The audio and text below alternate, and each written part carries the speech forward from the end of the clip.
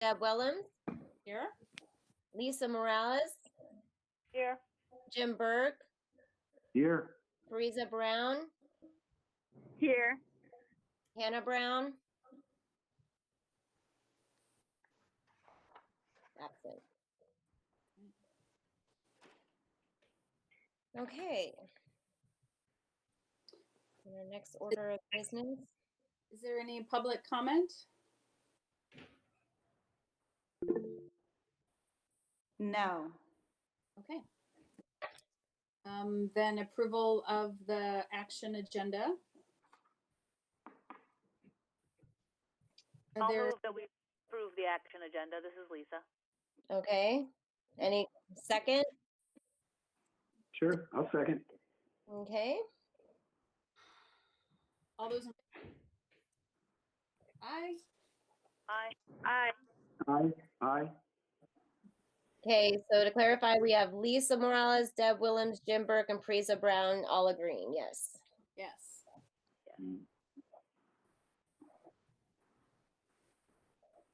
Okay, so the next step is to call to a closed session. So you guys can hang on, and then the board will transition over to the Zoom meeting or call for the closed session, and then hopefully we'll be back within just a few minutes. Okay. All right. We'll be waiting. 6:08. All right, I'm going to call back to the closed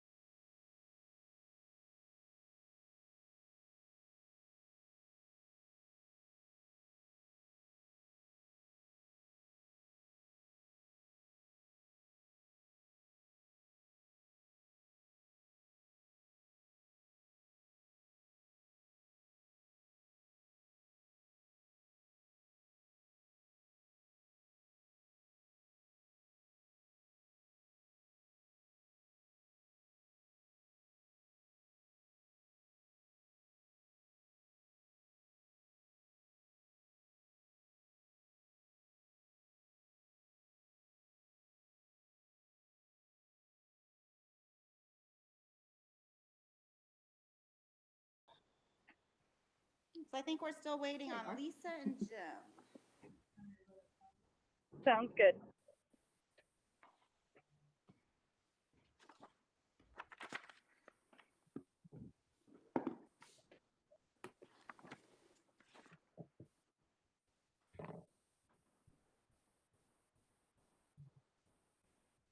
We're not recording the visual at all, Deb.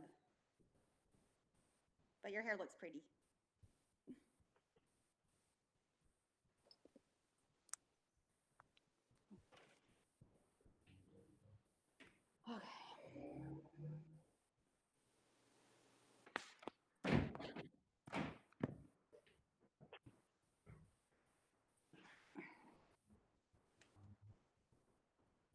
So Lisa, did you come on? Okay, it looks like. Yes, I'm back. I'm back. I'm back. Okay, I think everyone's back. But I'm surprised. Did it. Good job, Jim. So at 6:30, we'll return to open session. Okay. We do need to report out that the board has, I just lost my thingy. The board has agreed in a unanimous vote with 4 of the 5 board members present on a settlement agreement for Santa Barbara Superior Court case number 19CV 04037. And that the board chair will continue to work with council to close any open actions related to that settlement agreement. Okay. So next up, it looks like is my report, the board report. So just wanted to follow up with the last board meeting where we did to utilize the legal associates to move forward with the executive director and getting a contract. So thank you everyone who participated in the survey. We had over 120 folks provide their feedback to the survey, and the board members also engaged in calls with the legal associates. And so the next step is the board received the kind of draft candidate profile, and so they'll giving us a couple of days in case the board wanted to modify it or add any additional comments to it, and then get the job posted and go through screening candidates and moving through that process. So we did get a lot of good feedback. So again, really appreciate everyone who took the time to provide that for us. Any thoughts or questions for the board on that? Would it be appropriate to form a subcommittee to work so that we don't have to keep getting together to work with those people? Oh, that's a good idea. Yeah, just in case we can, if we have to make any edits to the thing. I'm interested, but is anyone else interested in being on a subcommittee, an ad hoc committee? Oh, yeah, I could do it. I didn't know if Parisa, during our meeting, you sounded quite interested. Sure, yeah.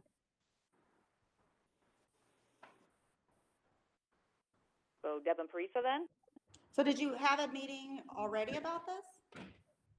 No, a couple of people just talked, and the company wanted board feedback, so Lisa and Parisa were on a call together with them, and then they called Jim and I separately to get feedback and kind of make sure we're all on the same close.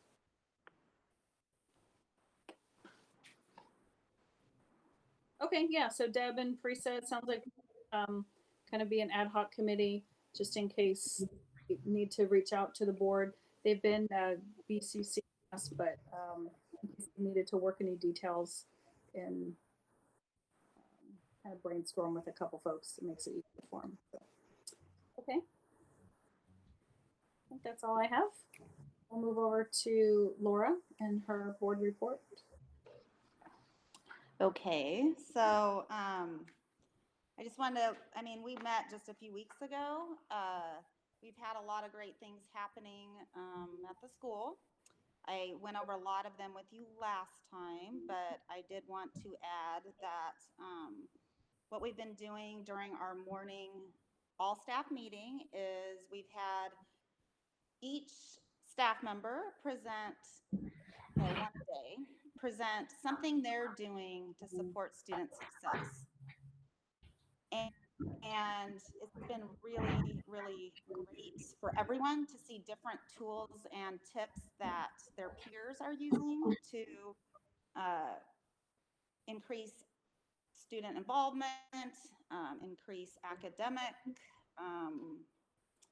their academics, increase work completion, and a lot of teachers are using the ideas of their peers and adding that into their own routines. So it's been really helpful for all, and it brings us closer together because we're all engaging in conversations together. So that's really positive. And the next thing I thought we would go into, do you have any questions about anything about what we're doing currently? And so is that during a time where you kind of mentioned that that's a time where staff normally meet? Does that kind of take over? Or do they still have time? Like, were there tasks that they normally did during that time that now that they don't have separated time out for? So always before we had a 3-hour Monday staff meeting PLC time. No longer do they have that Monday morning. So we've kind of split it out between Monday through Friday right at 8 to get everyone started in the morning. It typically only takes us about 15 minutes to get through. So then some learning centers go out and have their own meetings. A lot of them now, it was taking up quite a bit of time. Like they were probably taking 8 to 9 every morning. We're decreasing that now because we don't feel they need that extra 45 minutes as we've transitioned. It was good for the transition, but now it's freeing up more time for them to work. So it wasn't, they always had an hour of grading time in the morning, but this was cutting into their grading time. But they also, like I said, had less hours on Monday that, so we kind of switched the time around, but now they're going to have even more. So Okay, so your meeting isn't as long, so they have more time for grading. correct. Okay, cool. And we're giving them even more time now that we've realized we can kind of reduce their personal learning center meetings. So Thank you. you're welcome. So I thought I would just kind of go over, there was a discussion we had about doing a plan, just kind of looking into the future. So it's kind of just looking at the next 5 years. I thought I'd just go over it briefly. I'm not going to just read through it, but I thought I would. I'd like to just jump in and let the rest of the board know kind of some of the discussion you and I have, where this is coming from. That'd be great. I thought, obviously we're approving the budgets and decisions and things like the new Kiama Center. And so this kind of helps us give some framework to that, to say what is our focus, what are our goals, where are we going? So as we approve budgetary decisions, we can understand what's the return on investment, how does that impact the bigger decision and the work that we've agreed to with the school, kind of how does this keep us on track for the things that we're driving towards. So whether that's increasing staff, increasing resources, increasing the ADA, are we, where do we want to grow or cut back? Where are there big curriculum changes, meaning like maybe a new focus on science in one center, any bigger, higher level vision things, so that as we're making the day-to-day decisions as a board, we can keep this plan in mind to help to show these smaller kind of day-to-day decisions, how they the bigger direction that Laura is working towards as our executive director. So hoping this kind of gives us that overarching vision. Does that make sense? And this vision was just kind of thoughts I put together. It's in no way complete. It's you know, I do want board feedback, board input. And then I will, as soon as I kind of get consensus that this is kind of what you're looking at, then I will bring it out to the rest of the staff and stakeholders and get their input as well, because really we need to involve everyone. But it was just kind of getting it started and then moving on from input and adding that. And we did it, and I did it really kind of, I didn't want to go into too much detail because this is just kind of our overall plan. And then each year in our LCAP, we kind of fine tune what our, more detail each year. So this really is looking at 5 years from today. So just the main thing to remember, so the first part of this is obviously financial. The main thing that drives our finances, our revenues, are our average daily attendance. So, we can have a lot of students enrolled, but it's all based on their work output and our average daily attendance.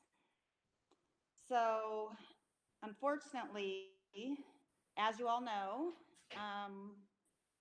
we did not stop enrolling at first we did. So when coronavirus hit, we had been enrolling as we always do throughout the year, and we always increase our average daily attendance throughout the year. So every year we increase from our first attendance reporting period to our second attendance reporting period to our third. So our budget is always, an average of the whole year. When everyone went into quarantine, we did stop enrolling because we were not able to transfer students from other schools to ours throughout the statewide system. So that hurt our projections. But then we also had the additional decrease in our average daily attendance because we had to end our second reporting period a lot earlier than normal. So that's really, our budget has taken a huge hit because of both of those things. First, having to stop enrollment earlier than normal. Second, having to report in early February as the last day of our reporting period. So all the students that we enrolled from January and February were not getting paid for in early March.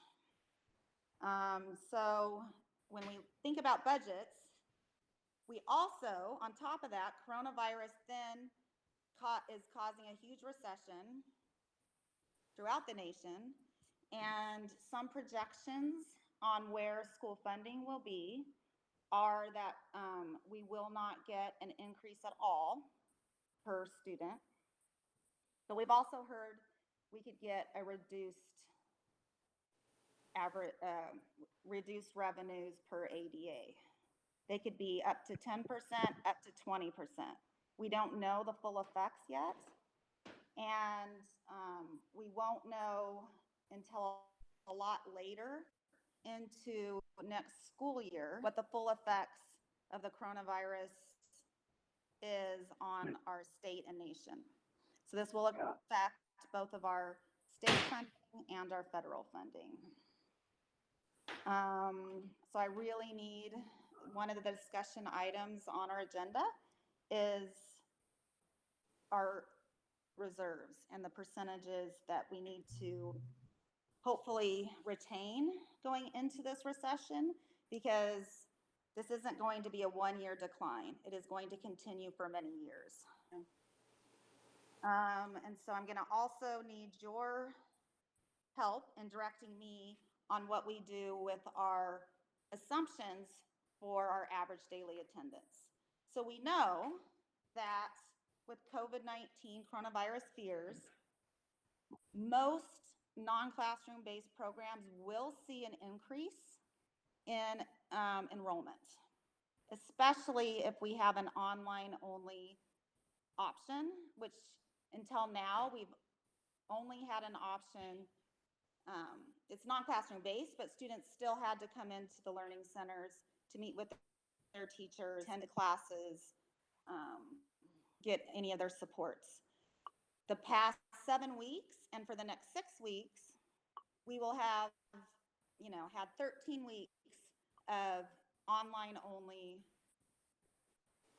instruction, and we're doing a good job. So what we might want to think about is splitting our program up into 2 types of instruction, and students can choose which one, or based on the family's requests and needs, which one they would like to, which option they want. Would really help increase our ADA. A lot of our students love coming to the centers, love the interaction, but a lot of students don't want that. So that's another thing I would like the board to direct me on, is even when we come back from COVID, are you comfortable with us having a population of students that stay online only? So how do we provide that feedback? What's the right venue for that? Sorry, can you ask that again? What's the right venue to provide you that insight or that feedback? Well, I mean, I think just talking about it now, you can, offer me a suggestion. I think if we move to having 2 different options, we need to put it on a board agenda as a separate motion, that the board is comfortable with having 2 different types of instructional modalities. I mean, we can have a discussion now and bring it back for a vote later. Okay.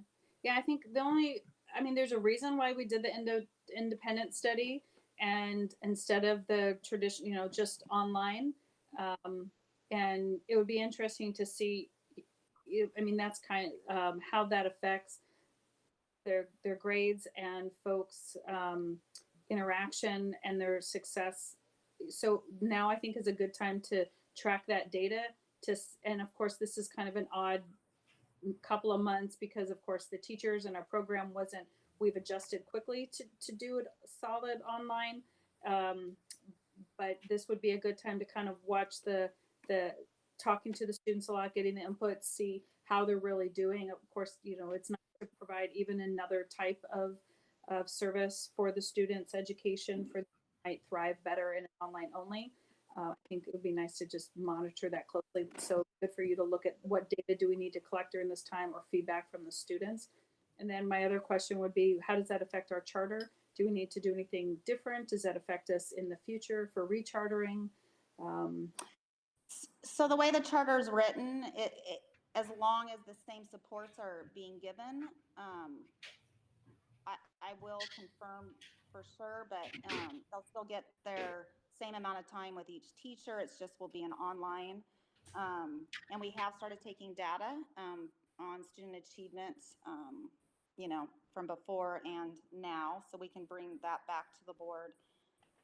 The other thing we've thought about is maybe we have different tiers of, success levels. So if your family would like to start out online only and your grades start slipping, you're not successful in that type of program, then we'd send you into tier 2 as an intervention, where then you need to start coming into the center and getting those supports at the center.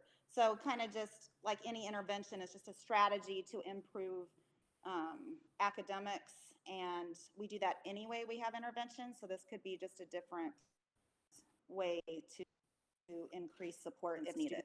Or if they're doing really well, then then they could go into online only if they are comfortable with that. So Does that's anyone something to think about.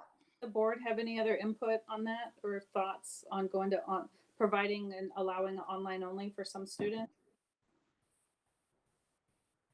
No, my only thought was how it would affect the charter if we need to modify it or redo it. So. Yeah, I don't think we would have to, but I definitely would check into that before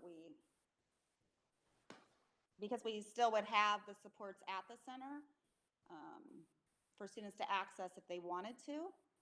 So I'll check into that. Okay, thanks. So I guess one of the things we're going to consider tonight that deals with financials. And so the financials really wasn't a projection because I needed feedback before we could even discuss financials. But right now, with the current ADA that we're ending up with this year, if we project that ADA into next year, we will have to make some pretty substantial staff cuts. So the board will need to direct me on whether I, go really conservative with a 10, 20% decrease in ADA funding per student, or what do you want me to do with the projections for average daily attendance? If I stick with what we had this year, I think that's, in my part, and my feeling is that's too conservative because we had to stop enrollment so soon. We had to actually report ADA way earlier than we normally do. And then you're not looking at the increase of ADA and students that are coming who are looking for a different type of, educational setting due to the COVID-19 scares that we've all been having. So I would like your input on that when we get to that. And I just, one last thing to remember, I want to be very clear again.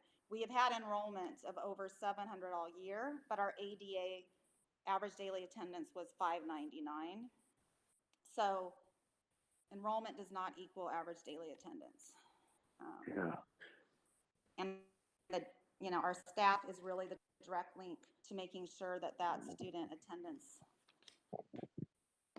those student attendance gets closer to our actual enrollment numbers.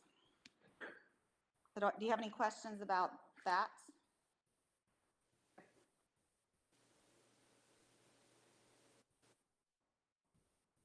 Okay, so I'm going to go on to enrollment then. And again, this is a projection to 5 years from now, what I'd really like to see. And it's not a projection for next year. This projection really utilizes the space we currently have, optimizes the space. We can add more students to all of our spaces right now but Lompoc. And this estimation is based on having that additional space in Lompoc. So, increase Santa Barbara to 250 average daily attendance. Again, that's not enrollment, that's average daily attendance claimed. Currently, we have 190 students there, but our A is 158. So I think that's a reasonable increase for a 5-year period. Buellton to increase in 5 years to 100 ADA. Our enrollment currently is 73, but our ADA is only 48.61. But I still think that's reasonable to be able to increase Buellton. Lompoc increased to 200 ADA, currently enrolled is 160, and our ADA is 128, so I feel that's reasonable. When I originally prepared this, I already had our facilities with the new facility already included in this. So because I thought we'd agreed upon it before. But we're bringing it back because it has been a year since we discussed it last time. So I have Santa Maria and San Luis Obispo combined here because currently the San Luis Obispo students are going to Santa Maria. They're combined. San Luis does not have its own charter. So increase Santa Maria and San Luis Obispo to 450. Our enrollment currently is 290 and ADA is 244, but between the two learning centers, I think that's a reasonable increase for 5 years. Do you have any questions about enrollments? Or do you think any of those numbers look like they're not reasonable that you would like me to change? What's a typical gap between ADA and enrollment? Or is the gap that we see, because some is better than others, like in the San Maria, San Luis, there's only a delta of 50 between ADA and enrollment, but with, it's a smaller population and it's a pretty big gap. So just in general for schools, is the difference? It really, really depends. To me, this is a higher gap than we've ever had, and that's why in January we did make some changes to to some of how the staff was reporting. You know, if students aren't successful in this program, the board has a policy that those students need to go back to the traditional program, that non-classroom based isn't the right program for them to succeed. And we had some students being kept in the program for months of not doing, which isn't fair to them, and it isn't fair to us. It's not fair to anyone keeping them in our program when they're not successful.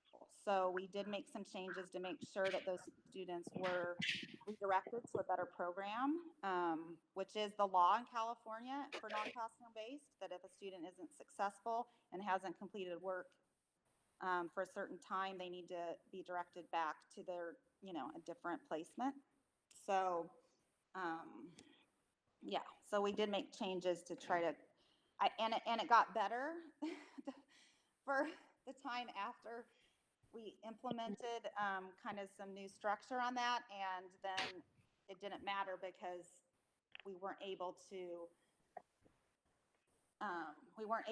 complete our attendance when we normally do through April 15th. We had to stop at February. It helps with our budget, but it helps with our record keeping, right? So I appreciate taking those steps, and it sounds like you put some more rigor in the reporting process that we have at the. It sounds like it's a little harder for the teachers, but it's rigor that's required by the system, and then also to help us accurately count. So exactly. So these ADA numbers, are they what we were able to report, or are you able to also tell what our ADA is, even though it's not what we're getting credit for? Oh yeah, so our ADA right now, we still have to report ADA regardless of what is happening now, and yeah, our ADA has increased from this time, and that's really good. And the student numbers have stayed the same because we haven't added more students. So, but has the ADA increased, or is the numbers showing that's from today, or is that for February? What is that? Are that considered P2 numbers? Yes, this is from. Sorry, I was just adding them up quickly in my head to make sure that I used I wanted to make sure I completed this, but after I had learned which P2 we were going to be able to use, because we actually completed both sets of data, and then in case they would take the April one, which we weren't, no non-classroom, we all had to do the same date. So yes, this is from our P2 at February 7th or 8th. But yes, the ADA has increased since then, and the enrollment is the same. Okay. Good. So we have had success in that. That's good news. And then the facilities I did, sorry? Oh, I'm sorry. Can we, I just, on the increase for Santa Maria and San Luis to 450, I think that's a little high. I think, right, if we do the math like we did on the other three, the 30 students a year for 5 years is 150, so shouldn't it be closer to 400? That's two different learning centers, and San Luis Obispo doesn't have a lot of, well, hardly any options. So I can decrease that. This is just, we have no idea, but yeah, if you would like me to decrease my projection, I'm open to it. I'm not opposed at all, because this is just a projection that will, keep revising as we see how we're doing. So. Right. I'm just saying consistently with the math, like say for Buellton, you're saying 10 to 11 students a year for 5 years. That's 50 more students on top of the 48, 61 you currently have is how you got the 100. And so you're saying the Santa Maria, 30 students a year. But that's for 5 between years. San Luis Obispo and Santa Maria, two completely different learning centers. So it'd be about No. Oh. The 150 plus 244 is close to 400. I'm sorry, am I not understanding it right? I thought I was. Like you Okay, say, it's let's just a see. projection. It's not a solid number. Nobody cares. No, I care. trying to I do do care if the math consistent is math. wrong. I absolutely care. So, 300 to 450 is about 150. Yeah, there's about 10 more 160. is how it comes out because it's 30 students for 5 years. It's 150 plus 290. So you're 10 students shy of 450, right? No, Yeah. plus the 244. Oh, that is 88. You're right. You're right. You're right. I need to do the math from the 244 because it's the 88. Yep, you're right. I can fix that. But then, so Yeah, and like you mentioned, are there extenuating circumstances that maybe our increase would be higher there, because there aren't other charter schools in San Luis or other options, like you said? So, is there a reason why you might want to increase the ADA per student from 30 to no, Yeah. I think that Fine. I think Lisa's 200? right. I think I took it from the wrong number, so Okay. it would be like to 400. But you know, I think what we need to do is obviously I'll change this because she's right. The math was supposed to be from the 244. I will update that, but you know, we'll keep adjusting this as we really see Yeah. what happens. Well, right, it's a vision just to give us that earmark to help us know what direction we're going in. It's not Correct. right. So that sounds good. That just kind of took us up to an even 1,000 ADA. So that's kind of where Okay. and based on, so yeah, Lisa, thank you for that. You're right. Oh, no problem. And you were saying that these numbers, the facilities can support this many students. Do we know what the maximum capacity is? Well, it depends. If we're going to more online, we can actually take a higher capacity if we have some students that are not attending the Learning Center.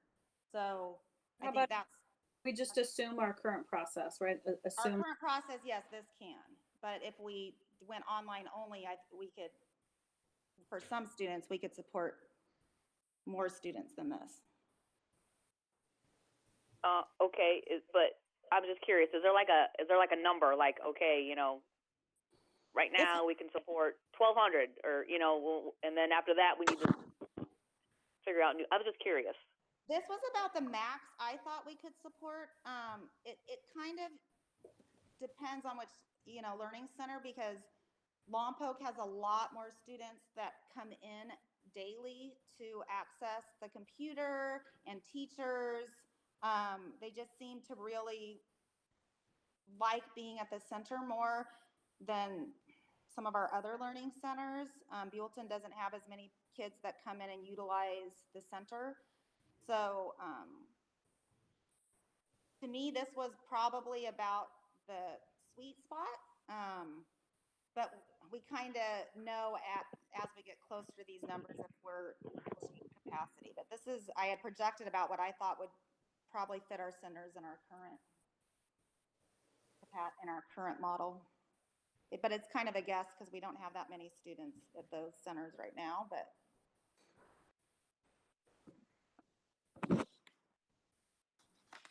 I guess as we get closer to these numbers, we can see, and reevaluate. But that was my best guess, to be honest. Okay. Yeah. Okay. And again, this is a 5-year plan, so this is Right. okay. So, and then facilities, again, this was at the time I had already included the other Lompoc facility just because we've jumped through so many hoops and there is a huge need, and the cost of the center is just so, low that we really get a higher return on our investment there. So we'll talk about that more when we get to that place, but we wouldn't need to add any additional facilities for that ADA, except for the Lompoc one. Yeah. This vision is assuming that we've expanded in Lompoc. Correct. Okay. So the staffing on the next point here, the staffing really is, again, what I think we'll see in 5 years. This isn't next year. We know next year we have to even talk about, our staffing right now. We'll discuss that when we get to more of the budget again when it's on the line item of our agenda. But if we get up to those numbers, we would need to add 2 additional teachers to support 250 ADA in Santa Barbara, 2 more to support 100 ADA in Buellton, more ADA, or not 100 total ADA. Lompoc, we need to add 1 additional teacher to support the 200 ADA.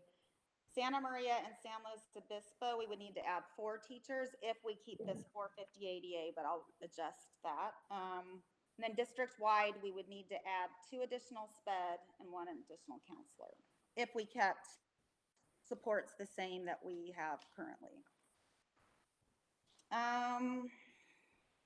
Any questions about that? Again, that's 5 years from now, not next year. That's fair. It's nice to have that correlation between the increase in ADA and the additional staff that's needed. So thank you for putting that together. Sure. So student achievement is a really difficult one to discuss for dashboard alternative schools. We have a high percentage of our students that come in way below grade level. We have most of our students come in about 10th grade. They weren't successful in 9th grade. And now we're even starting to see a high percentage of middle of the year 7th graders where they're not successful in junior high as well. But so when they come to us, a lot of times, as you all know, they have gaps in their education. They're already testing at a lot lower level than their current level. I updated some of the language on this because it's confusing, but my goal on 5 years is to increase our ELA CAF scores to 35%. Now I know California's average is 50, but 35% is really high for a dashboard alternative school.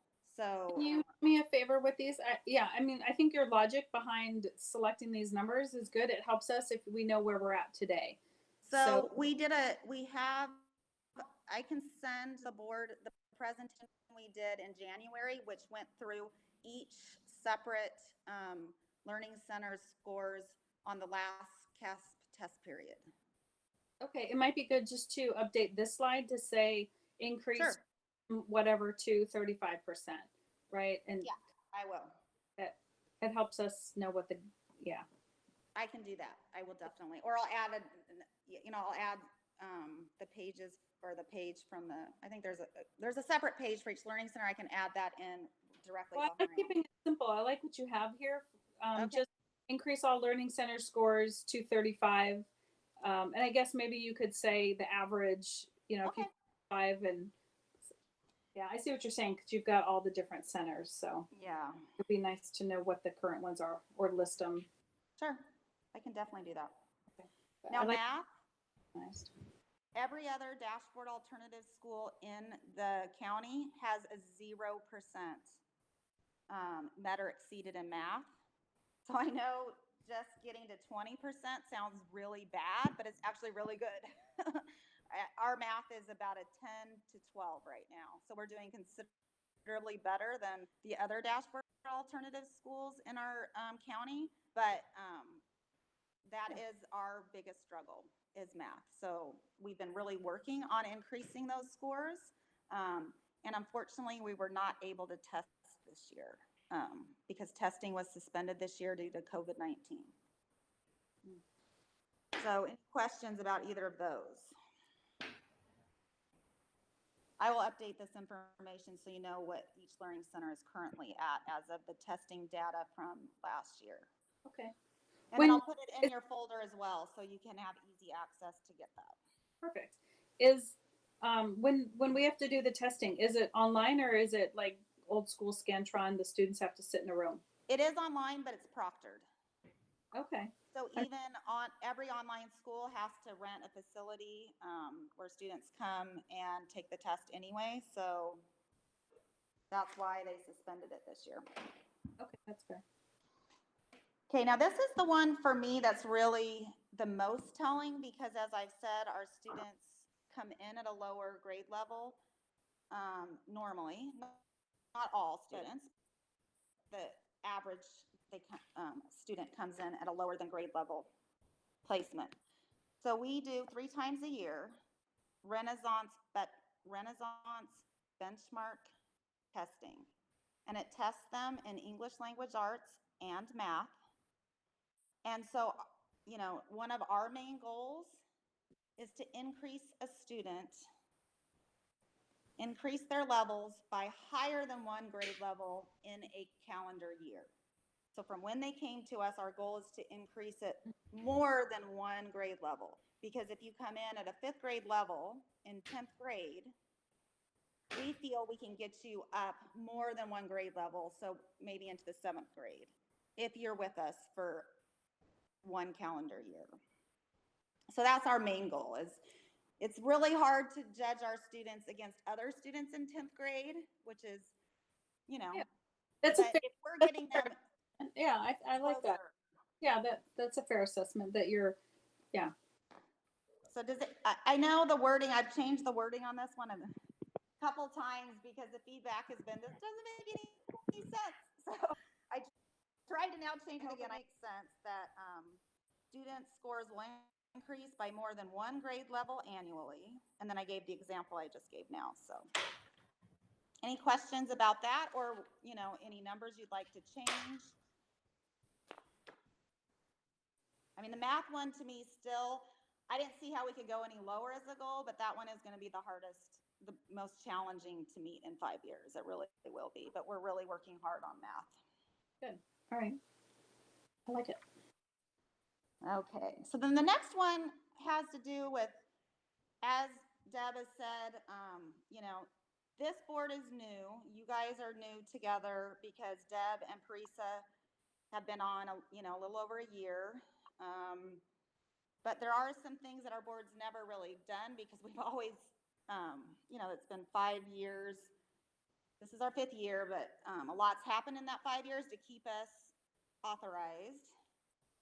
But, our board policy asks the board to annually self-evaluate. And I know you guys have talked about things you need to do and put a formal process in place.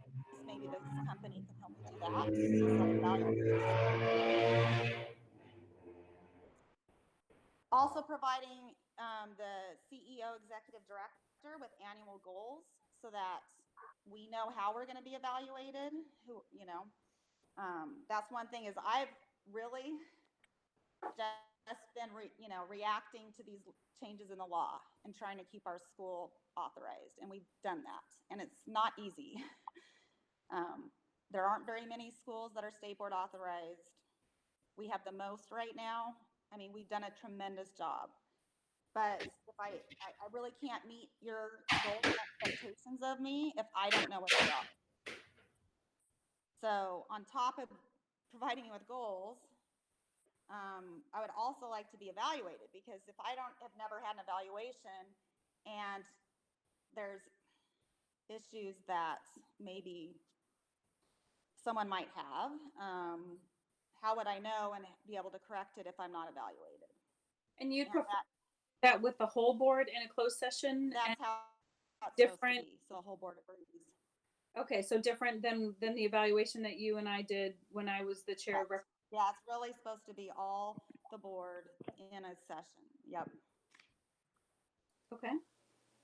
And then just making sure that the board reviews all documents and requests additional information, because I feel like a lot of times I put out all this information and then questions come up later and it's like, I feel I could have provided you with time to come and go on Charter Vision or provide you with more information. I just in the past have given too much information.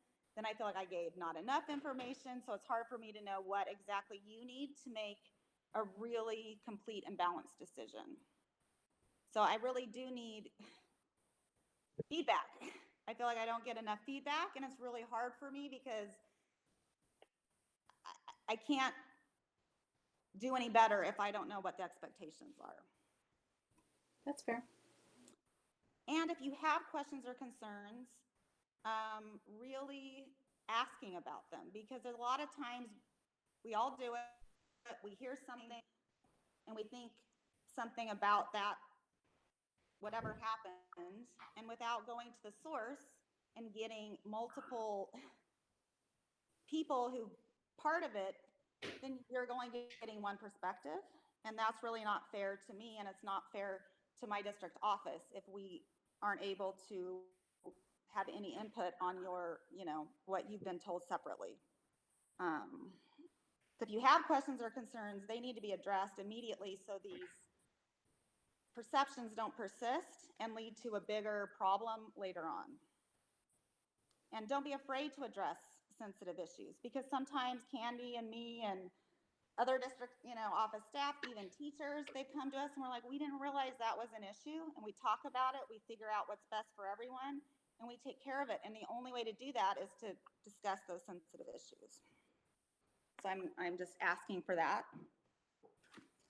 And we all need to work together to highlight successes and address any, not all the time are things going to be perfect, but we still have to move forward and work together to get through those difficult situations. Okay, now on to the last bit. Does anyone have questions about that? Yeah, does the board have any other questions about that information? Nope. Yeah. Well, and it's always our intent. So it's a good reminder for us, Laura. So we appreciate you putting that in writing for us all. And so we appreciate Yeah, that. I just feel what happened last board meeting didn't feel fair to me. So I'm not sure it was actually appropriate, but if we can in the future move forward where everyone's working together and being transparent, I think it would really make a stronger board. So thank you. Would you like to talk about that more, since you brought that up in a recorded board session, that something the board did wasn't fair to? I'd like more details on that. So anything that's discussed in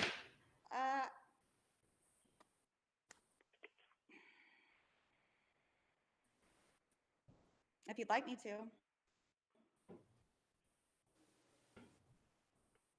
It's up to you. Here's your forum. I think everyone here knows that I wasn't aware and that the public wasn't provided with the document. So Oh, I didn't realize that. Anything you vote on in an open session is public, knowledge, and no one knew anything about what was being voted on during the meeting. I didn't realize that we had shared it with the board. So absolutely, we definitely don't want to do. I appreciate you elevating that concern. Let's get that out there for the public to review that then, if that's something that we need to do. You and I had a meeting on it before, as we talked about. If the my intention was to go through those details with you when we left the The meeting. details weren't. I still didn't know anything until. I still don't know fully what the intention is. So I started going through that process with you, and you said it sounded like a good idea, and so I didn't continue to elaborate. But we need research the company. We need a process to evaluate the position of executive director, and this is the way that the board has chosen to do that, to make sure that we have fair and a decision-based and a data-driven decision process. I know it's difficult for you, Laura. The company also helps the board evaluate the executive director position and also self-evaluate, but that wasn't what the contract was for. Pardon me? The company also helps boards evaluate themselves, self-evaluations. That company also helps evaluate executive directors and works with boards to do that process. The company also helps, one of the statements made in the board meeting was that in the past, the board has stated that they would look at our organization and see if a deputy, right before the vote was made, the statement was made that we talked to Laura about maybe needing a deputy executive director, and this process will help us decide if that is what is needed. So this process doesn't help decide that, doesn't help decide what our organization needs. The process only does something else that wasn't stated in the board meeting. So I'm just asking for transparency in the future.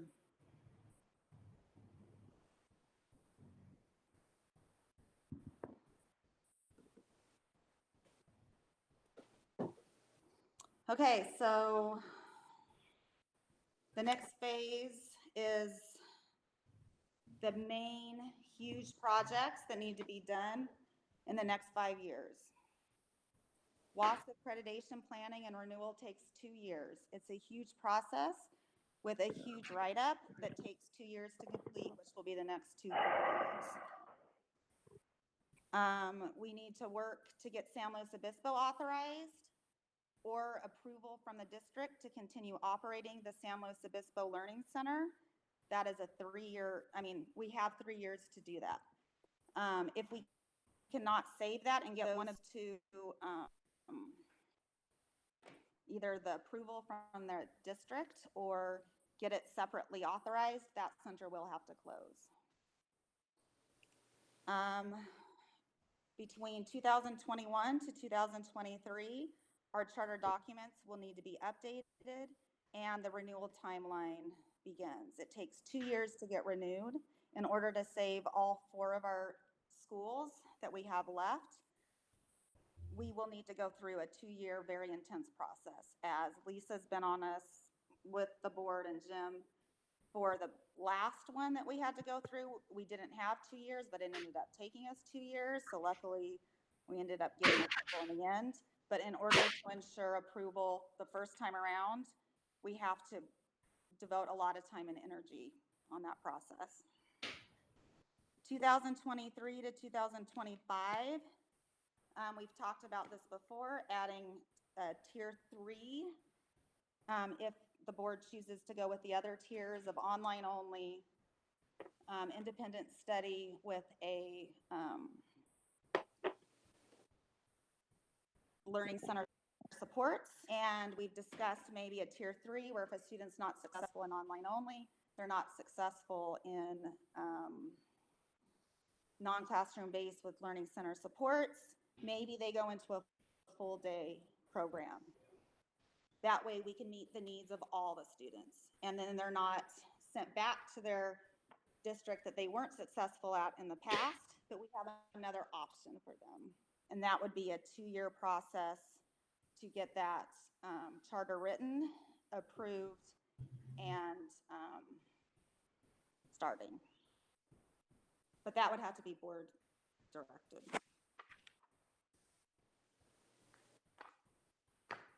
So any questions about that or anything else added? Those are the huge next steps that we need to take. But there might be others that you can think of.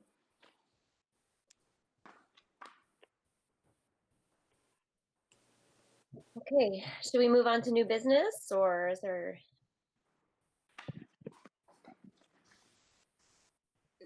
I'm ready. I don't know. The rest of if your anyone slides else. say they're not part of your report then? Okay. Oh, the next ones are the facilities. Okay, so the new business, the next item on the agenda is removal of inactive board member Hannah Brown. So yeah, we've had Hannah on. Oh yeah, we've had Hannah On this. Sorry. Lisa, or did the board have any questions about this? We know that we've reached out to Hannah several times to get, and she has indicated that she does want to be a part of the board. However, she hasn't been able to attend the meetings. Do we have any other discussion if we wanted to proceed with the vote to remove her? She has missed the past 13 meetings. I And think it's been, comment. I'm sorry, Lisa, what were you saying? Oh, no, I agree. She's been inactive. I just, like you said, our last somebody's last contact with her said she wanted to stay on. I would that just like her to was over a stay. year No, ago. yeah, it probably, and I believe it. But I don't know. I'm just not comfortable. I don't think voting her off right now without her saying. I want her to concede. That yeah, you're right. I'm really not participating. Take me off. I just kind of hate to cut her off without talking to I her first. understand that, but we can't, like, her phone's off. We can't even get a hold of her. The phone isn't even in operation anymore. We've reached out many, many times. I just don't know what to do now. It's been over a year. It really doesn't change any of the makeup of our board. We can still have 2 is the max we could have on any kind of Committee. committee, Does she still have regardless. family members attending the school, or is she still affiliated with the school? No. No. Yeah, it wasn't quite a year ago that I reached out to her. It was over the summertime, but we're getting close. Okay. Yeah. Well, January of 2019 is the last meeting, or February. I can't remember now, but it was January or February of 2019 was the last meeting she attended. And she only attended 2 meetings since she was brought on. I don't know. Can we send her a letter? Certified, try, know that we her can address postpone is it. real. Just please call us and tell us you don't want to be on there anymore. We can try. We've tried many times, but we can try another time. We can postpone this one if you'd like. It's up to you. Well, I'm only one. There's 4 of us here, so I'm. Yeah, we could still vote on it, and then we, have it recorded if we decided to or not. But I kind of agree with you, Laura. I'd like to, see if maybe do a certified letter. I don't know how much those cost, but if it's not too expensive, and just see if we give her once. So she's not answering phone calls or anything from us? I mean, just nothing? We don't believe. No, we have, and her phone was disconnected, so that's another reason. Oh. The She might be contact gone. information we have is not current, so Well, Ryan, that's what I'm saying. If we send a certified letter, and the person refuses it because it's not her, she moved or whatever, then at least we'll know that she's gone and it's over. Yeah. We need an odd number though. I think also email stands just fine in place of a physical letter, especially nowadays. Oh, we've sent email after email to both her emails. I mean, continually. Yeah, I think I'm for voting her off. The last meeting she said she was going to attend. We had texted her. She said she was coming, and she still didn't come. Like an hour before the meeting. So. Yeah, sometimes I wonder if that was really even her number. No, it was, because we had texted her and yeah, it was her number. Okay. Well, let's take it to, do we have a motion to remove the inactive board member? Does anybody want to make the motion? Sure, I'll move to it. Is there a second? I second. So, is there any other discussion? Nope. Okay, so to clarify, I have Deb Willems, Lisa Morales, Jim Burke, and Preza Brown all agreeing to remove Hannah Brown from. No, I don't think you haven't done a. Yeah, we just made the motion and seconded. Now we have to vote. Oh, got it. Sorry. Okay. I'm getting tired. Summer, you can do roll call. Yeah. Okay, Deb Willems, I'm a no. Lisa Morales, No, I'm not ready. Jim Burke, Not ready. Not ready to vote? Is that Not ready to what throw that her means? off. They're My not vote ready is to vote no. her off. are you a yes to vote her off or a no to vote? Yes, I'm a yes. Okay, and Preza Brown? Yes. Okay, so we have 2 no's and 2 yes. Oh gosh.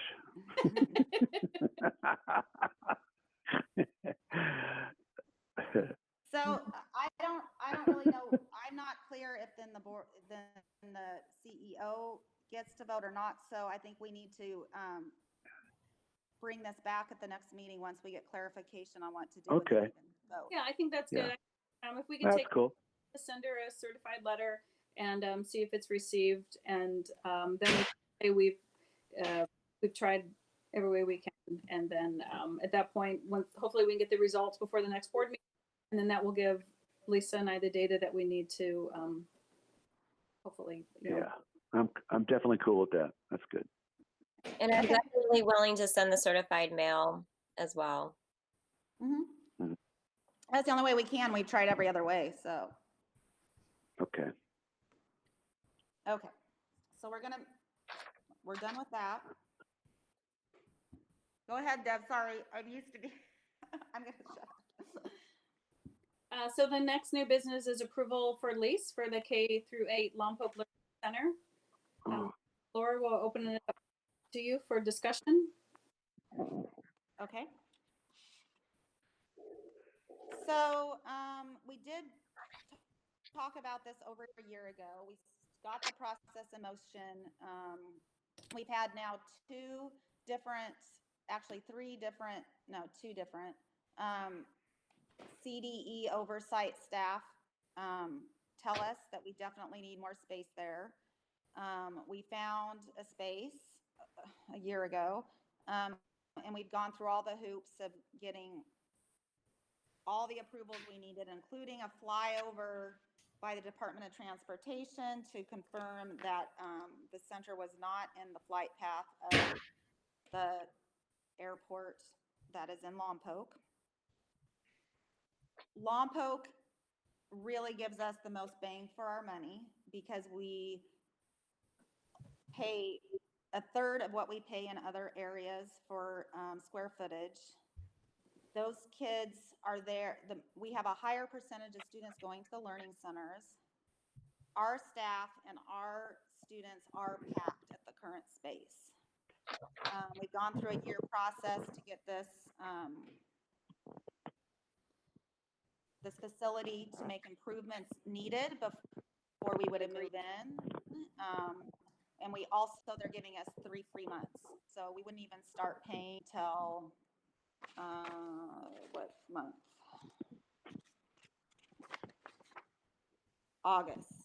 November.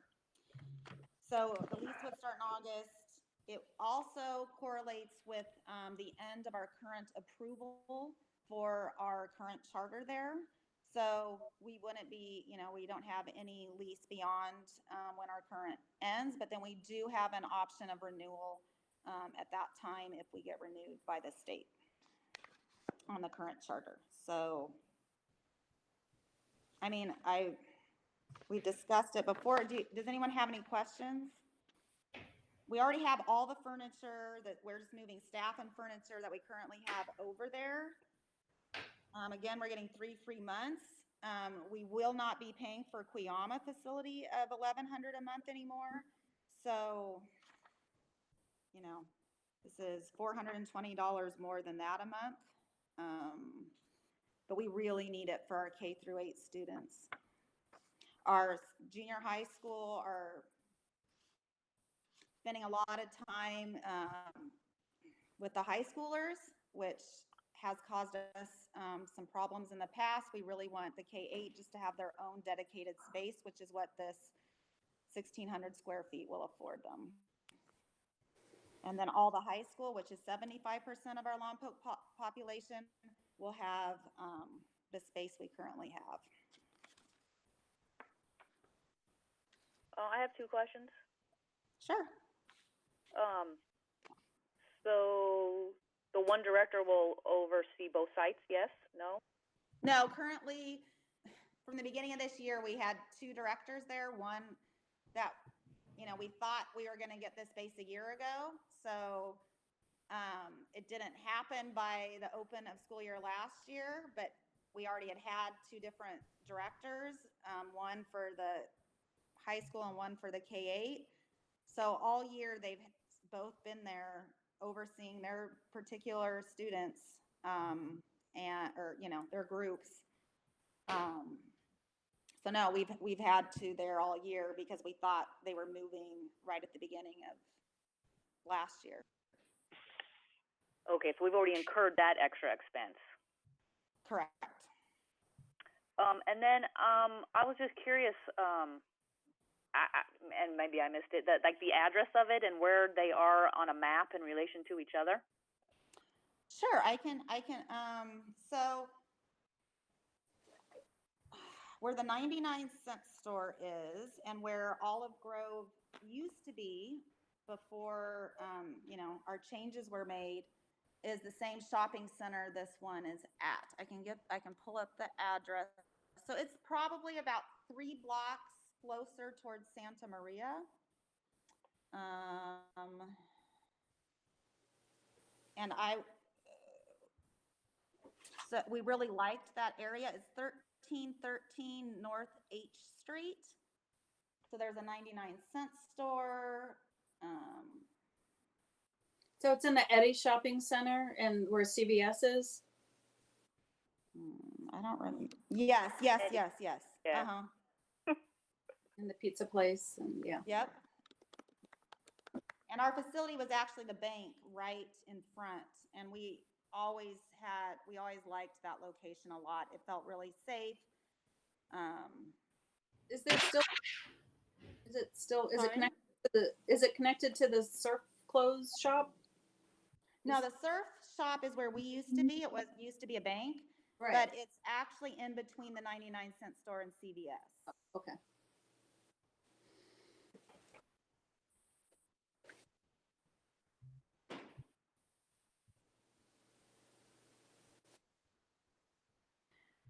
I do have to say we do need it. We've been waiting all year for it. We were surprised it took this long. We thought we were moving in a year ago. So, and we thought we had approval a year ago. So I guess, and Well, no, and honestly, I thought we did it a year ago too. That's why I was so confused. Okay, It was like, we're going to do it, and so I just assumed we did it. We've got the 2 Right. directors, everything's all done, and then you're like, hey, Right. can we move into this building? And I'm like, well, what are you talking about? I know, Lisa. It was so crazy how it just kept going on and on and on. So I probably should have, but between each stage, it just took forever. Like in January, we finally got the approvals, the final approvals, because they said we could do it, but then it took forever to get the Department of Transportation to fly over. Then we had that, and then we realized the building or that space had some electrical issues that needed to be seen about, and we had to get conference that the building would pay for those. And then coronavirus happened, and it's just been one thing after another. And we've been really working with getting the lease to where we're not in a place where we're responsible for the whole building's HVAC or something. It just took a lot of back and forth to get it to a place where the school wasn't liable for things the building shouldn't have done or should have done. And then now, because at first it was really anything could happen and we would have had to pay for it. But we were able to work back and forth to where the building's taking responsibility for things they should have been all along. So just going through that whole legal process of getting the contract finalized. Well, we haven't signed it, but we're finally at a place where the contract looks good. So I'm sorry, that was confusing. That was my fault. I take full responsibility for that. Yeah, because I honestly thought we were somewhere already. Mm-hmm. I'm sorry. That was yeah. We haven't had as many meetings this year, Lisa. No. No, I know. That's what I said. That's why in my email I said I'm so confused. I don't understand. We were there. Right. Yeah. Well, let's go ahead and make the motion then. If there's no more discussion, do we want to someone want to make a motion to approve the lease for the K-12 Lompoc Learning Center? K-8. I'll make a motion to approve. I'll second. All right. All those in favor to But approve? we got to do roll call. You don't have to put unanimous, so. No, you do on if it's Well, we online. just, he said we didn't, but if it makes you feel better, we can do that. Okay. Well, you were in closed session though. Oh, well, I don't know. All I've ever heard is that every board training we've had said if you have anyone online or remote, it has to be roll call. So you know who, oh, unless it's unanimous, you're saying if it's unanimous, it doesn't have to be? Yeah. Yeah, well, that's all right. That's how we've been doing it. Summer, go ahead with the roll call. Okay. Deb Willems, In favor? Lisa Morales, Yes. Jim Burke, Yes. Parisa Brown. Yes. Okay. All right. Takes care of that. Thank you. Thank you. So the next item is the adoption of the COVID-19 telecommuting policy. And I'll let Candy speak to this. Candy? You just got to unmute. There you go. There we go. Speaking to it, it finally came from the lawyer. I mean, I just didn't want to make something, you know, make something up or adapt anything. So we got it. And basically it's good, you know, even though it's late in the COVID thing, we should have one. And we can also adapt that particular one, take out the COVID and, you know, for one, if we do actually at some point have remote people working. So, and also it, you know, it mentions safety at your home and yeah, it's just a good idea for people to know. And you know, of course me, I don't have it right in front of me. I'm sorry. Okay, the board has seen it. Thank you for sending it to us in advance. Does the board have any questions or concerns, or were there any key points that you wanted to make sure that we highlighted? I think it's a really good thing to get this out to the staff and to set that expectation. So thanks for being proactive and making this happen. Candy actually has been working on it. It just took a lot longer to get it back from the attorneys just because how busy they got during this time. So Candy jumped on it right away. I just want you all to know that this isn't something she just asked for recently. She did ask for it 7 weeks ago, and we've finally got it to present. So I just wanted to let you know, Candy was on top of it right away. Yes, I have a question. Yes. Okay, so under supplies, equipment, and furniture, it says all necessary technology equipment will be supplied and maintained by the school. I was just curious, are we anticipating buying more stuff, or the stuff we have, we're gonna let the people take home? Oh no, yeah, we've already had to, you know, this was a quick move. So we already adapted. I mean, they took their computers, I think there's some standing desks that they took, you know, we let them take what they needed to make their home workspace happen. And we haven't really gotten any requests for any, you know, anything else. So at this point, I think we're okay, but yeah, it happened so quick but everyone seems to be all right with, you know, just kind of moving their equipment to their home. So that's what we did. And this year we implemented a phone system that can be used directly from their computers. So they were just able to transfer that to their home. So it's an internet-based phone.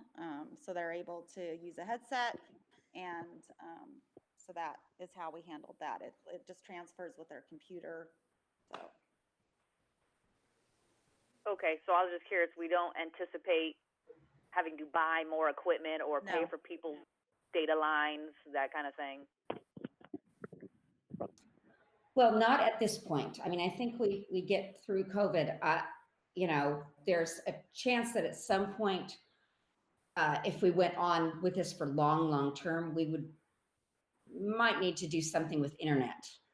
That seems to be on a lot of the remote policies that I've seen, but for not just for the COVID, and this one is just covering COVID. So, I mean, I think we're safe at this point to just do this. We have, and address if someone's asking for something, we certainly would address it. But I think we get this out and then hoping that, you know, who knows when this will end, but then we'll go forward.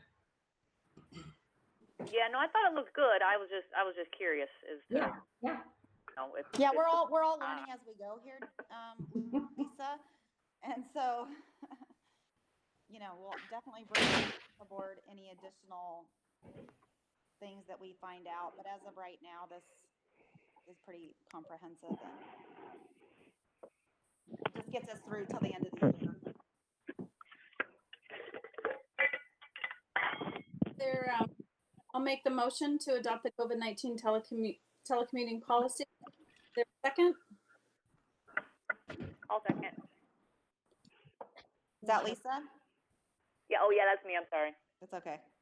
Okay. I'll do roll call. Deb Willems, Yes.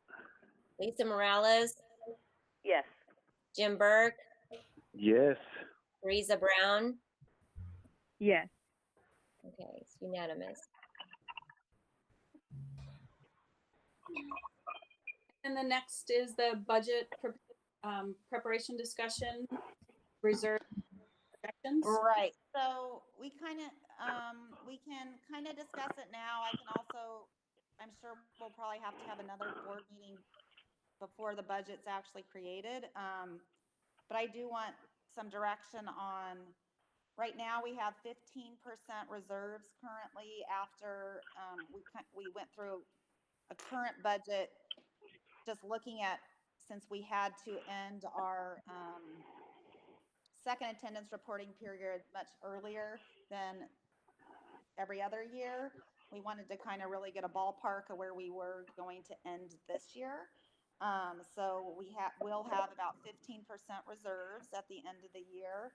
The state guidelines are 5%, so we still have an additional cushion. The problem is, as we know, cuts are going to be ongoing, and on top of budget cuts, what happened the last time California went into a recession, which a lot of new charter people don't remember, or new schools don't remember, they didn't live through it. But not only were there cutbacks, but money, you know, I've given you a lot of times that whole how much we get when each month. Back at the last recession, a lot of those monies were held and given a year later or 6 months later. They weren't given at the normal timeline. So schools were having to scramble to cover the school's expenses, salaries, leases, those kinds of things, electricity, internet, while the state postponed funding until they felt comfortable giving it out. So, you know, 15% won't get us through a whole year. It'll get us through not even a couple months if we have to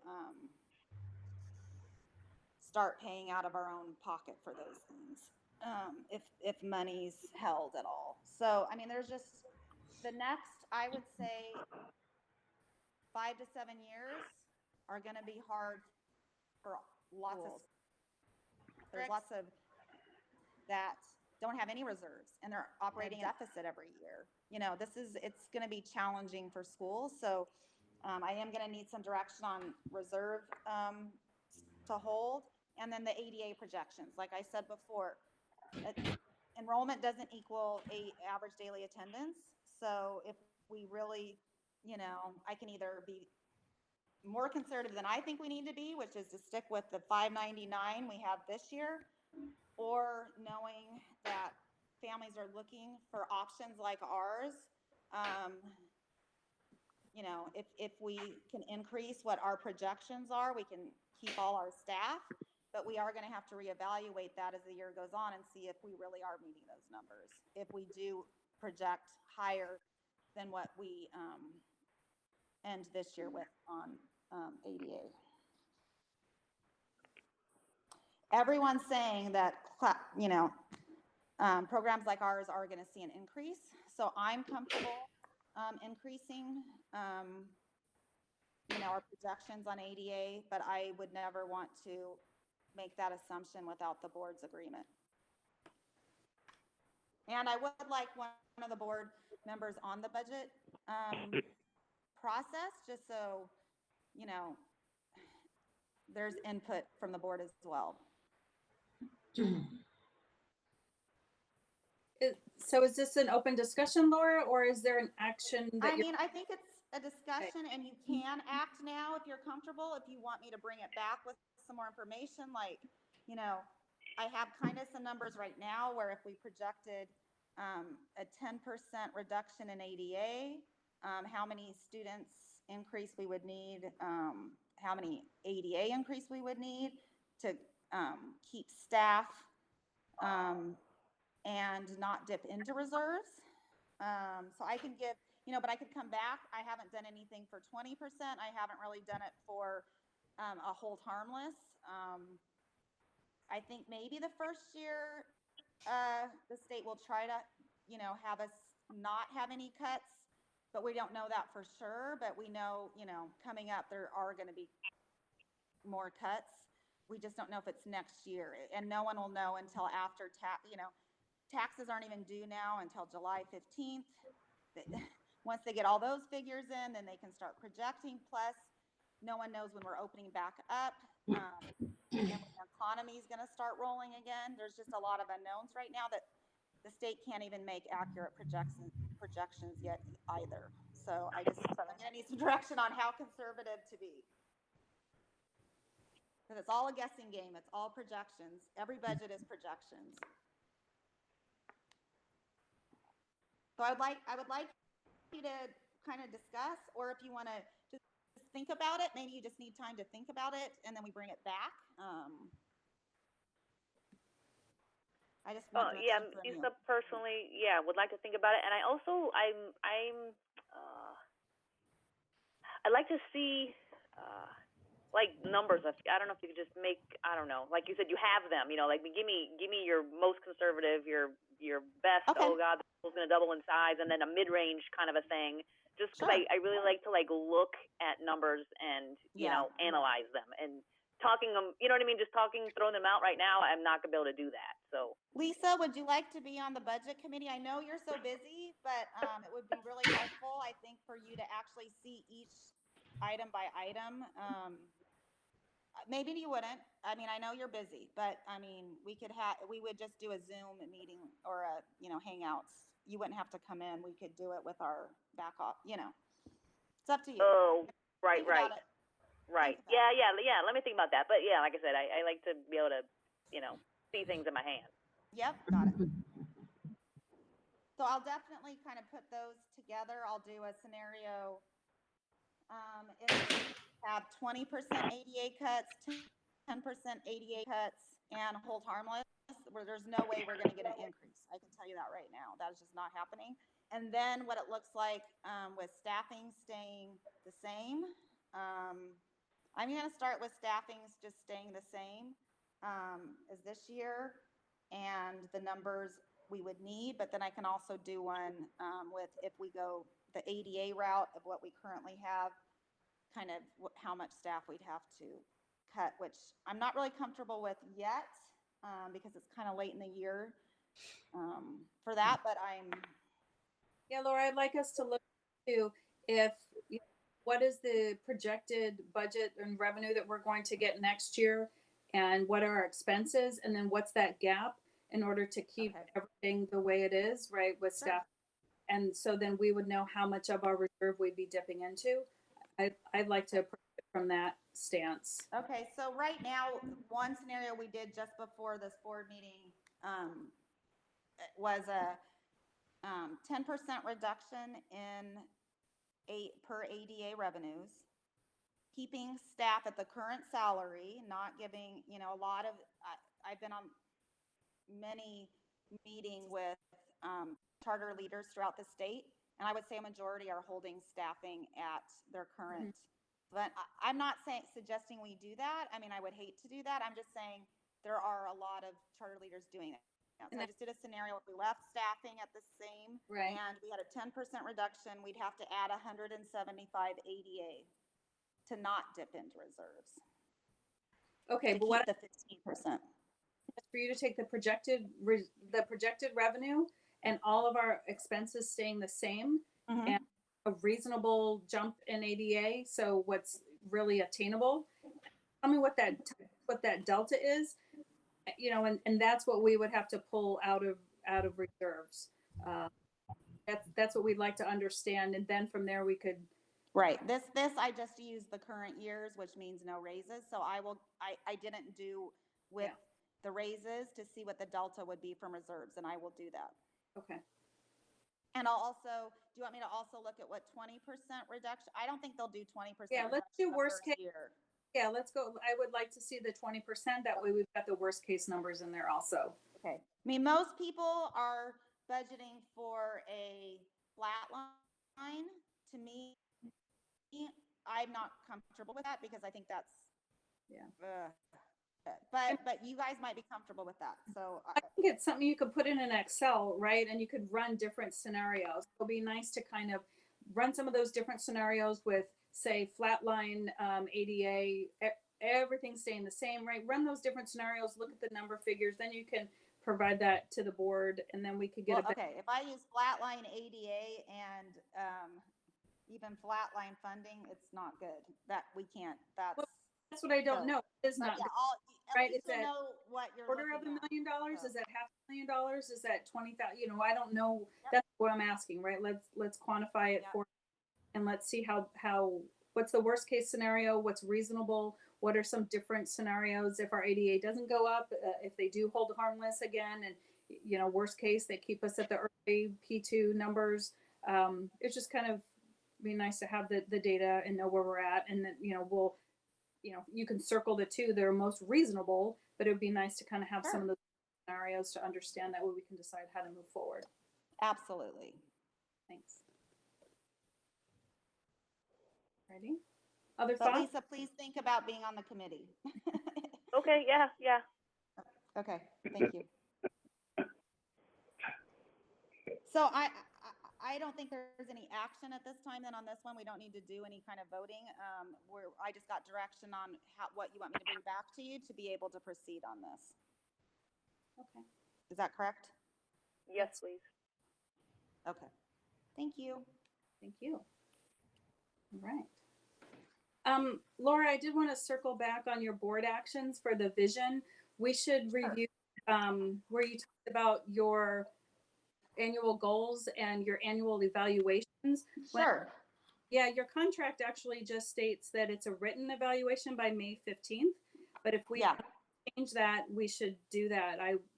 We've been going off of what's written in the contract, that it's a written evaluation due in May.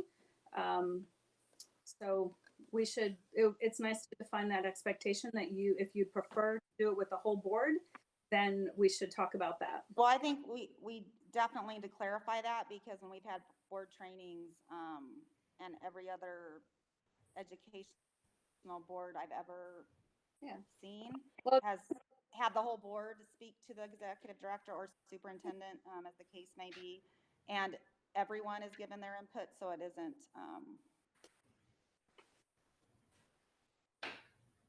and every training we've had has said you can't even evaluate anyone without giving them goals. It's not fair. So okay, well, I just feel like the process has been confusing for all, because this was a new school, you guys are new board members. I think working together we can make sure that the expectations are understood by all. I don't see why that can't be done. Yeah, it's a good conversation piece for us, because it does conflict with what's in your contract. So we're trying to be respectful of that contract. But if we want to do something different, then that's a good conversation to have. Well, it's not different than our board training, so I guess that's what's confusing too. Well, your contract, that's your contract with the board that you and the board chair signed. Type of evaluation, right? But I mean, you can still have it written as well as have the discussion. That's true. Yeah, we can do both. I mean, if that's you have to provide a written of what you're saying in that discussion, but the discussion has to be with the full board, or else it's not from the board. Well, it actually didn't have the discussion. It's not from the board. Yeah, actually, your contract says that if a annual written evaluation is not completed at the end of the year, then your performance will be deemed satisfactory. Right, but it also has to be created by the entire board, and the entire board needs to discuss it. So that has to be agendized and discussed So it sounds like there's and provided to and then the written copy obviously is the outcome of that board discussion. there's a conflict there between the training and what was in your contract then, because I you're, don't see it as a conflict. There still has to be a written findings based on the discussion the whole board has in a meeting. your contract. Otherwise, it's just one If person's I could opinion. finish, your contract also states that if such annual written evaluation is not completed by May 15th of each year under contract, the executive director's performance will be deemed satisfactory, which Yeah. indicates that is not a requirement to provide you a written evaluation. That is correct. It's not a requirement, but where we're at now is my job is going out to bid for other applicants, and that's usually not the process. No one has ever heard of that being done by any school when the executive director or the superintendent has not had an evaluation. That's just not done. So the fact that I've never been given a formal goals, formal evaluations, it's just not the process of a school to then go and say, oh, well, we're going to give your job to someone else. Well, you did get an evaluation by a previous board member, and Candy has that in her files. And yeah, then but there were no goals that were provided to me before. That's what I was trying to say, is that every training has said you have to give goals to be able to evaluate. There were no goals given to me that time either. so it's really a goals, because we also sat down in September and did an evaluation, and in there I did talk about things that should be in, at least a few things were talked about in goals that should be included as well, and that's documented. So we can review that if you'd like. Were all the board members given a copy of that? Yes, and they provided input into putting together that evaluation. Well, again, this is why I think having an outside agency. Who got that? What board members got that? You were all emailed a copy of it back in September. Well, I don't know about it. Okay, well, I'll resend the email to you then, Jim.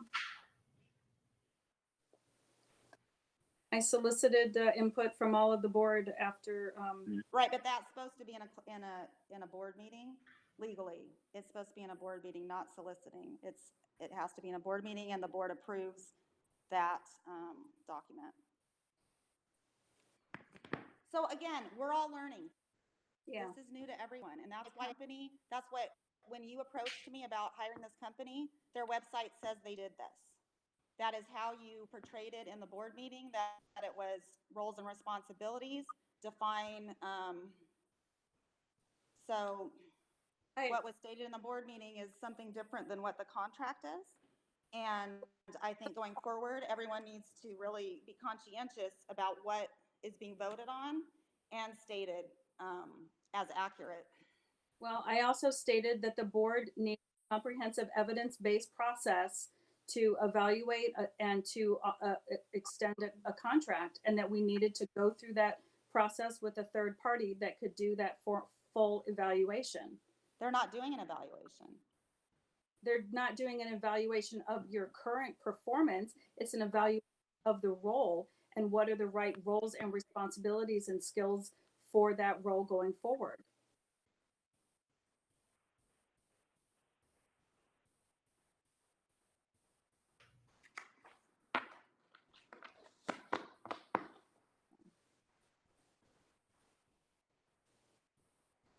What? Yeah.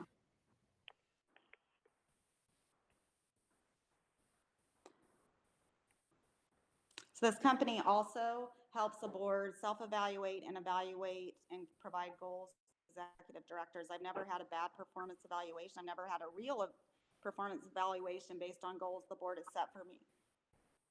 So I think going forward, the board needs to be conscientious about how careful Candy has to be when speaking to our current employees about performance expectations. And I think it's only fair for the same to be done for an executive director who has kept the school alive. And if the board feels that a new person would bring new energy and new life to the school that the current one doesn't have, then that should have been a discussion before the last 2 months in the middle of COVID-19. Well, You know, Laura, we're all doing the best we can, and to not even know until after the board meeting that my job was being posted, and my job is being posted for others to apply for. It's not. I feel it was a Brown Act violation. I feel it wasn't. I think you guys try to deceive the public. I have a staff that don't know what's going on because it's all confusing. None of us have seen the contract. No one knows what's going on. And I have families and staff that are concerned about what's happening at our school right now in the middle of a crisis situation. your So contract, I just need the board to be aware that those actions are felt by more than just me and my family. well, you've raised some serious allegations, so I'd like a minute to respond to that, Laura. Your contract is up for renewal, and this is a process, as we discussed, this is the process that we need to go through to renew that contract. We have to have an based process to evaluate what are the roles and responsibilities of our executive director and CEO, and we haven't had that. Okay, I need to ask you to let me finish my thought, please. As we need to go through that process, we don't have a way to evaluate what the roles and responsibilities should be for the executive director. And the school has grown, and you've been integral as the founding director of the school. And no one is taking away the work that you have done to get us where we are and the work that you continue to do to grow this school. And it's not about you in this role. It's about evaluating the role in its entirety to determine how to go forward. No one had sat down and said, what are the roles and responsibilities for the board, evaluate, or for the executive director, where we are and where we need to be. So the roles and responsibilities are outlined in the charter document, and those can't be changed so it's more than just that. I feel that this is a combative conversation at this point, Laura. Well, I know, So but I had to voice an open everything session. on the agenda has been covered at this point. So if the board doesn't have anything further, I move to adjourn. Actually, I have some further, the board does have some further stuff. This conversation wouldn't even be happening if it wasn't for the leader of our school that put this whole thing together years and years ago. We were dead. We were gone.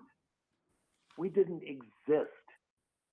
And we went to the state of California and gave them our story with Laura as our leader.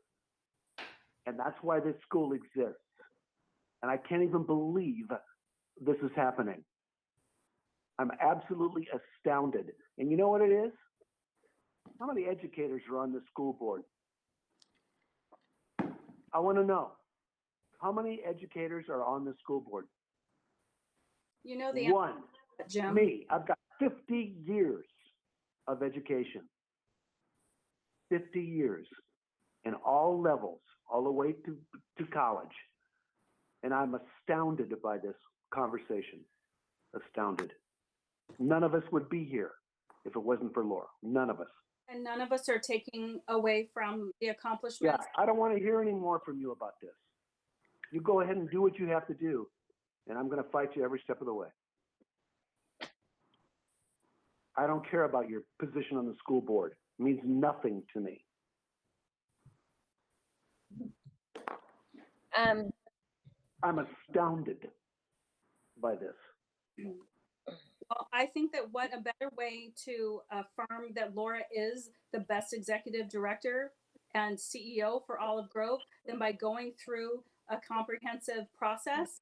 And, I don't care. I don't care about any of that. okay. I don't care about any of that. That's But laws what and rules, precedes man. that I'm process is done with it. I'm 76 evaluations. years old and I'm sick of that kind of being absolutely bound by rules and regulations. This is about education. This is about working with kids. And she's done one hell of a job. None of us would be in this position without her. None of us. No one's disputing that, Jim. No one's disputing. Well, yes, you are. Yeah, you are.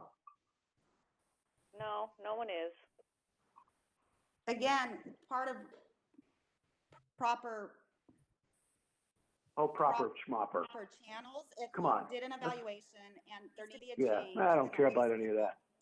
I've been around too long. I put up with too much crap in my life to listen to this sort of stuff. That's actually Laura that you're cutting off, Jim. She's the one talking now. Mm-hmm.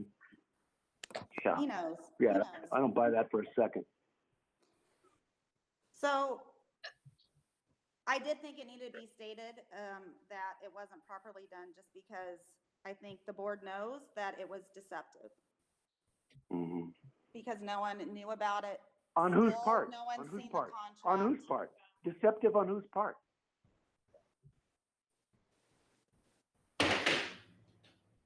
The people who voted yes, without having a discussion in open session about what really the contract is and about really what's happening. Why are you doing this job? Why are you there? Do you not have a life outside of this? Okay, I guess mean- we should probably. I think we're done. Yeah, agreed. Okay. I know, Deb, you tried calling the meeting about 8:08. There was further discussion. Are we officially finished at 8:11? Yeah, let's get official here. Yeah. All right. Good. Thanks, everyone. I'm going to call it. Mm-hmm. 8:11.